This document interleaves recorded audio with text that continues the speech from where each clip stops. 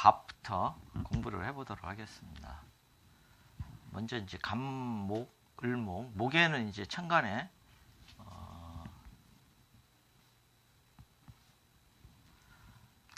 목이 이제 두 개가 있습니다. 그죠? 갑목과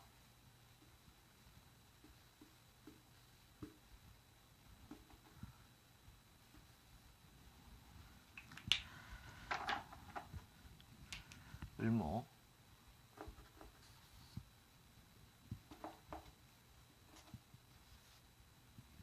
을목이 있어요. 갑목. 근데 이 중에 이제 우리가 이제 공부할 거는 갑목인데, 이 목의 특성을 단적으로 이제 표현하는 단어가 곡직입니다. 곡직.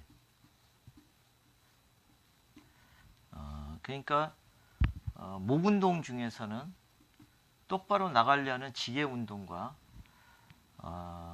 곡선 운동을 하는 고개 운동이 있다는 거예요. 그 중에 갑목은 직 운동을 하고 을목은 곡 운동을 하는 거예요. 그러니까 이제 갑목은 이 글자의 의미를 살펴봐도 직 운동을 해요. 이렇게 밭, 전자, 밭에서 뿌리를 내리고 위로 솟구치는 어떤 기운의 상을 갖고 있는 거니까, 갑이라는 기질 자체가. 그러니까 똑바로 나가려고 하고 어떤 압력에 반발을 해서 위로 솟구치려는 그런 힘을 가진 거죠. 이게. 그러니까 위로 딱 치솟아 오르면서 힘이 있게 높이 오르려는 그런 기질이 숨겨져 있는 거예요. 갑목에는 기본적으로. 그렇기 때문에 형상으로 논할 때는 어떤 모양, 기운은 이렇지만 형상으로 논할 때는 갑을 큰 나무로 보는 겁니다. 큰 나무. 갑은. 여기서는 이제 큰 나무가 되고, 여기는 거목이 되는 거죠. 그죠? 그렇기 때문에 큰 나무하고 닮은 상을 찾아봤더니 이제 기둥, 우두머리,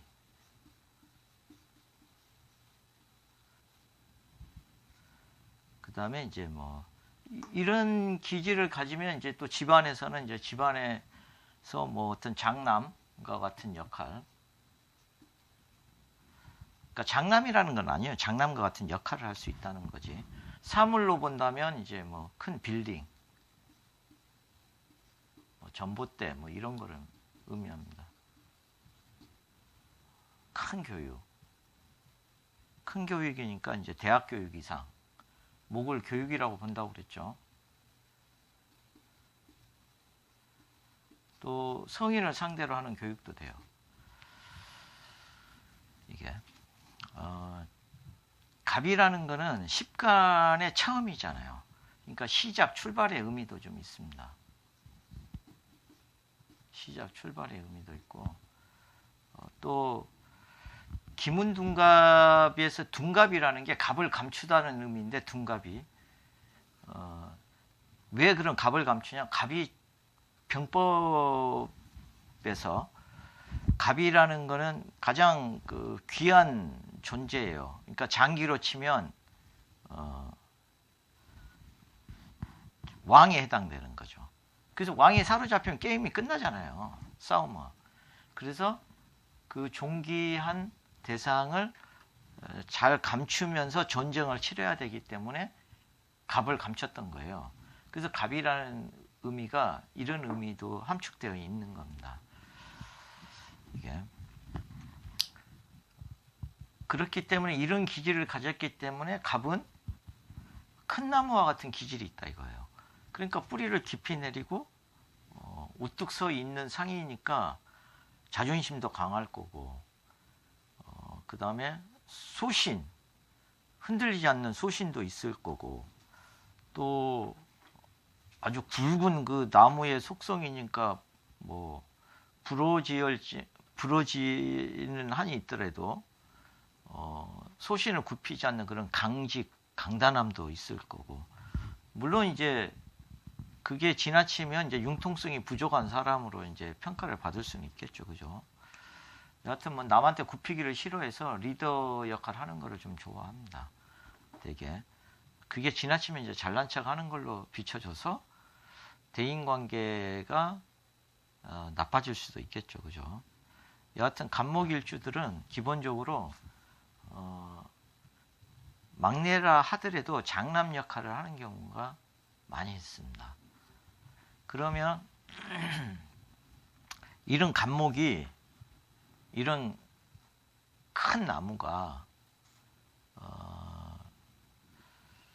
큰 나무로 성장을 하기 위한 그런 조건은 뭐냐? 조건은 과거 그 고전에서 연해자평이나 삼명통해 같은 데 보면 간목을 사목으로 비유를 해요. 사목. 그러니까 이제 이 간목은 사목이 되고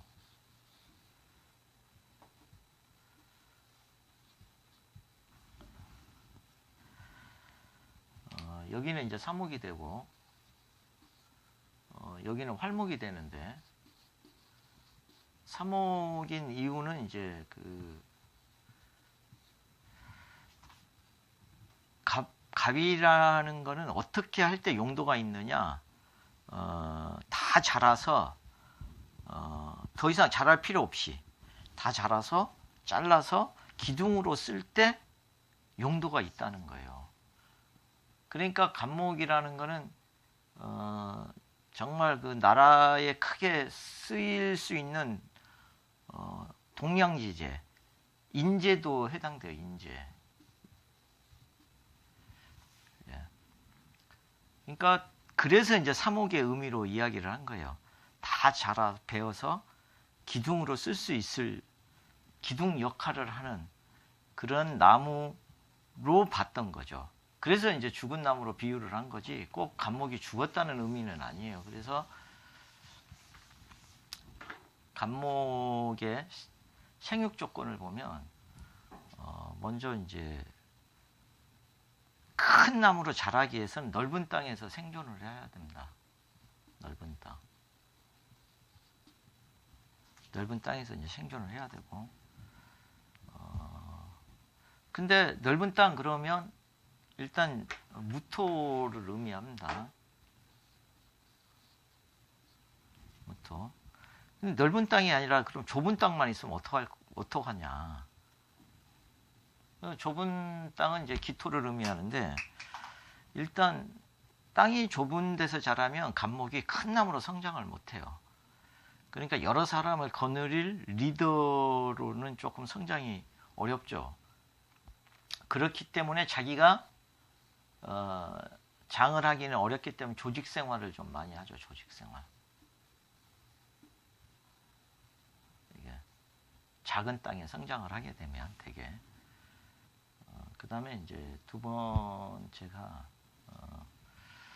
큰 나무로 자라기 위해서는 이렇게 넓은 땅도 필요하지만 갑을 잘 똑바로 반듯하게 자라게 할 수 있도록 케어를 해주는 금이 필요합니다. 금. 그러니까 금은 크게 두 가지로 보면은 필요를 해요. 첫째는 금이 있어야 간목이 뽑히지 않고 안전하게 땅에 뿌리를 잘 내리고 성장을 합니다. 일단 그게. 그 다음에 두 번째는 잔가지 같은 걸 잘 잘라줘야 간목이 휘지 않고 반듯하게 클 수 있어요. 그래서 이제 그 다음에 또 잘라서 기둥으로 써야 되겠죠, 그죠? 그렇기 때문에 금이 가장 필요한 가장은 아니죠. 금이 되게 필요한데 이럴 때는 좀 강한 금이 필요해요. 경금 같은 경우에. 이게. 그래서 이제 이때는 이제 뿌리를 단단하게 내리는 거죠. 뿌리를 잘 내리는 거지. 그러니까 만약에 그 감목의 그 겹뿌리 같은 것들이 어떤 단단한 부착물에 뿌리를 이렇게 고정시킬 데가 없으면 강풍이 불었을 때 쉽게 뽑혀요. 이게 나중에 태풍이 일어났을 때 산에 한번 가보세요. 딱 다 넘어져 있는 나무들은 다 땅에만 뿌리 내리고 있는 것들입니다. 바위 옆에 자라는 애들은 절대 뿌리가 뽑히질 않아요. 그 다음에 이제 세 번째가 물이 또 많이 필요하죠. 그죠? 물. 이렇게 큰 나무로 성장하기 위해서는 많은 물이 필요하겠죠. 그죠? 물이 없으면 나무가 어느 정도 크다가 마를 거 아니에요. 그러니까 사주에 아무리 감목이 여러 개가 있는 것 같아도 물이 없으면 다 고만고만한 나무로 보시면 돼요. 그럼 언제 그럼 큰 나무가 되느냐? 당연히 운에서 물이 올 때 큰 나무로 성장이 되는 거죠. 그게. 그래서 이제 이럴 때는 이제 개수보다는 임수가 있어야 더 큰 물이 될 수 있어요. 그럼 여기 금이 강한 경금이 아니고 신금이 있으면 그럼 어떻게 하느냐?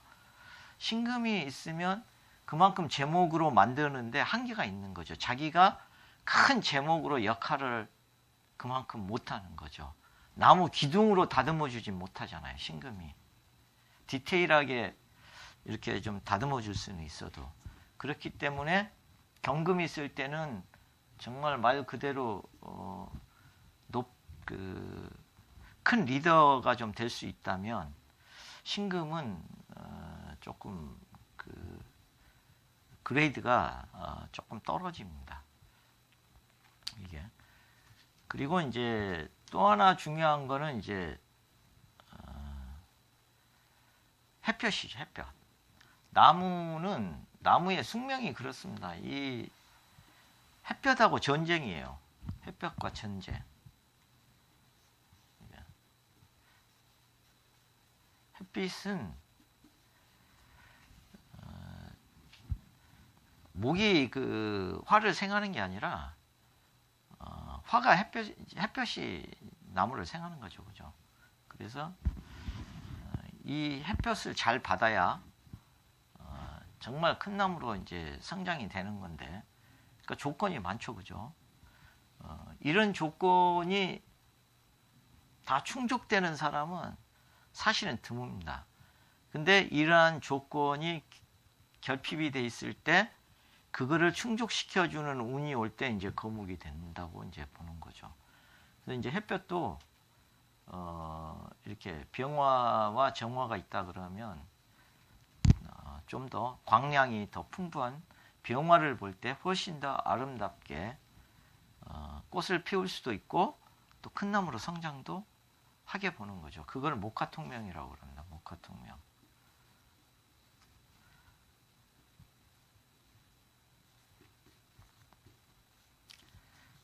목화가 만나서 아주 밝아진 거죠.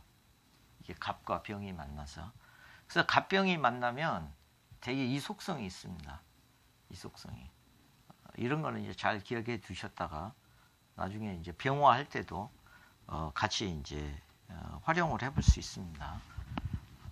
그래서 이제 일단 정리를 하면 갑목은 넓은 땅에서 성장을 해야 되고, 그 다음에 갑을 제목으로 다듬어주는 강한 금이 있어야 되고, 또 그 다음에 크게 성장을 시켜주는 물이 있어야 되고, 그리고 큰 나무로 성장시켜주는 햇볕이 필요하고, 그리고 그 햇볕은 정화보다는 병화가 있을 때 갑목이 더 아름답게 꽃을 피우고 더 큰 나무로 성장을 할 수 있겠죠. 그죠? 그러면 이제 다음 시간에는 을목하고 비교를 하면서 또 살펴보도록 하겠습니다.